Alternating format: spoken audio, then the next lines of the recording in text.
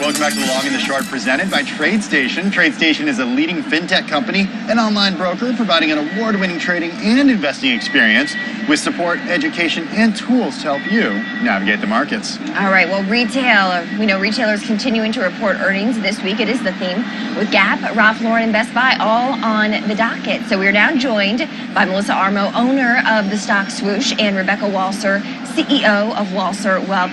It's wonderful to have you both with us, ladies. We're going to start with you, Melissa, and focusing on Gap, right? So in April, this company announced that it was shuttering some of its locations along with Banana Republic spots as well to open now more Old Navy's, which have been doing well for the company. So what is it about the Gap brand that is doing so well, the Old Navy brand within Gap, compared to just Gap? Well, I would say it's interesting because this stock is one of those stocks that's right on the cusp. In other words, if this drops any further, then it's going to be in a full-on downtrend, but it could save itself. It's trying. And this is great. They're trying to reinvent themselves. They're trying to do more things. All these companies have to compete against the online sales. And so in order to get more sales, you really got to bring people in the door. And how are they going to do that? That's the challenge. I don't know what the difference is really between Gap and Old Navy as far as who's interested in what. But I would say that years and years ago, everybody knew Gap. Everybody loved Gap. Everybody had Gap jeans. Nowadays, it's just not the same way.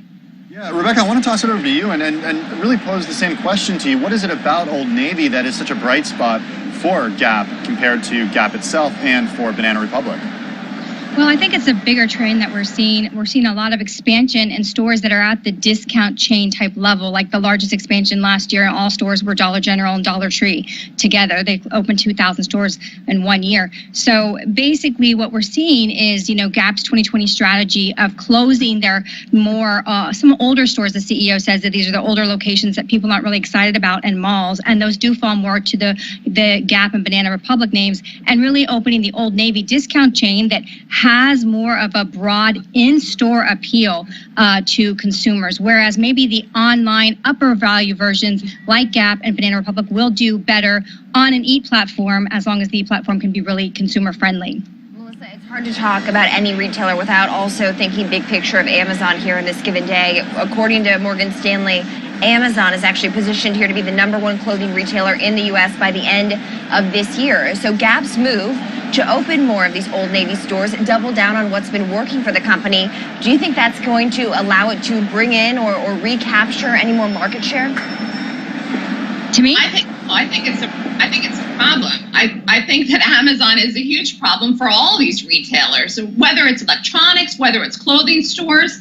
I mean, some of these numbers are even surprising. You say, well, how can people order clothing through Amazon? The problem is that people are, because you can't try things on. You have to return it if it doesn't fit, and yet people are doing it. People don't care, it seems, about anything but price. And if they can get something at a cheaper price from Amazon, they're going to do it. Even if they have to buy it, try it on, it doesn't fit, return it, and buy something else in a different size. Amazon is blowing everyone out of the water. They had their earnings a couple of weeks ago. They made brand new all-time highs. The stock isn't over 1,600 today, but it's going to go back over there again soon, I'm sure. It's really hard to compete with Amazon.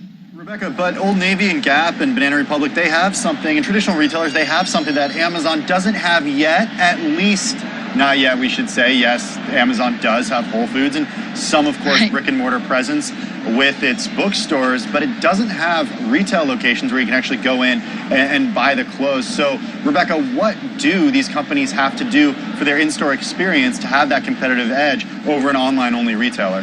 What experience can they offer?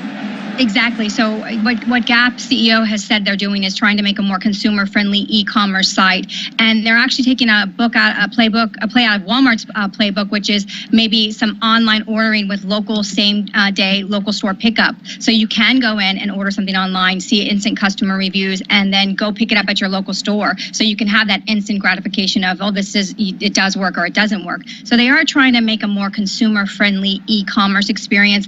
It's interesting. CEO Peck said that basically, although Amazon is a great efficiency buying platform, I agree with with her that it's not a discovery platform. So you can't discover fashion on an online platform, and it's a in-store shopping experience is not something that can be replicated online in that sense.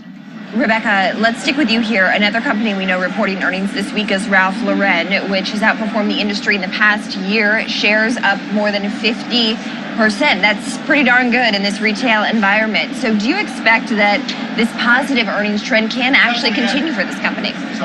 Yeah, Ralph Lauren is in the middle of going through this whole sort of revamping. Obviously, the CEO is gone from last year. They're closing stores. They're closing Polo on Fifth Avenue, and they're really kind of reverse coursing from what Gap is doing, which is more focused on the discount outlet brand of Old Navy. They're going back to their roots and saying we are a high-end luxury brand, a U.S. American brand, and we have sort of gotten away from that with our massive discounting at department stores, and we've relied on this massive expansion at the cost really of the luxury brand name that they have.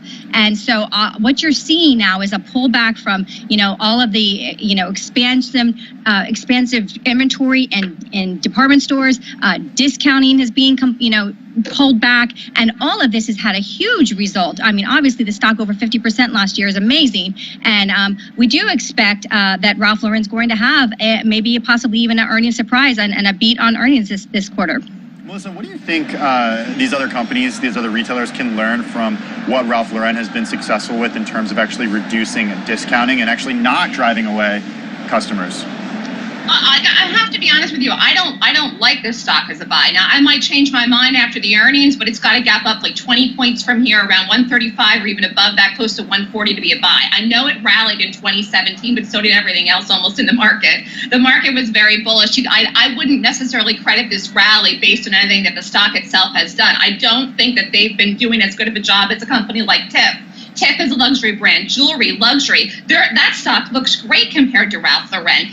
I think it's great not to do the discounts, but the problem is with these brands, when you have a name associated with it, a face, and that name moves away from the brand, it becomes increasingly challenging then to market the brand in new and innovative ways, and that's the problem. Ralph Lauren is not really the face of the brand anymore, but that's the name of the brand. So I think we've lost some of that. And TIFF has done a great job of retaining luxury customers coming in and wanting to spend the money and not having to do discounts. And they don't even have that many brick and mortar stores. Ralph Lauren has got to do a better job, and I think something's going to happen on the earnings. I don't know what, but it's got to make a massive move up for me to like this as a buy. It doesn't have to do much to fall to continue and to be a short. Right now, the stock's in a downtrend. It rallied last year only because of the market. Wow. Okay, Melissa, we're going to stick with you here quickly and move on to Best Buy because we expect earnings from that company this week as well. I'm looking at a chart on my TradeStation platform right now, which shows this stock too up significantly in just the past year. Look at that. Nice healthy gains from $52 a piece a year ago now to trading at $78 a share. What are your expectations when it comes to Best Buy? Is this a company that can continue to compete going forward? Now, this stock I love. This stock looks amazing. This stock is in such a strong uptrend. I would be shocked if it gaps down in the earnings, but even if it does, it's not going to go in a downtrend. This stock looks great. If this stock pops over $80, which it's not that far away from today, on the earnings, it's a buy. It's an immediate buy in the earnings. If it pops over 80, I love it. This stock could fly all the way up to 100 in the next 12 months. I love this stock. They're doing a great job. People still like to go in and they like to see TVs and they like to check out the electronics. And Best Buy is doing a great job getting people into the store. And that's probably one of the reasons why the stock looks so great. But Rebecca, how do you get someone into a Best Buy, try out that product, and then avoid and prevent them from then going and buying it on their phone from Amazon and having it shipped to their home? Well, this is why Best Buy and Amazon have sort of come up with a partnership on smart TVs, right? So Best Buy and Amazon now are going to be selling TVs, smart TVs in online and actually at this brick and mortar store at Best Buy, which has the Fire operating system and has all of the, smart TV streamings of Amazon Prime and obviously Fire, Netflix, all those other things. So they are realizing that if you can't beat them, sort of join them. And I agree, that's part of the reason the stock is up and it's looking like a buy this year and doing very well. And we expect that earnings, people do, what Amazon has actually acknowledged is that people do like to go into a physical store to see their television picture in action. They do acknowledge that that is something that Amazon was actually looking to Best Buy to actually help deliver. And that's why the partnership strategically makes so much sense. All right, ladies, this was a lot of fun. Thank you both for joining us. Melissa Armo, owner of the stock Swoosh, and Rebecca Walser, CEO of Walser Wealth. Thanks again. Thanks, guys.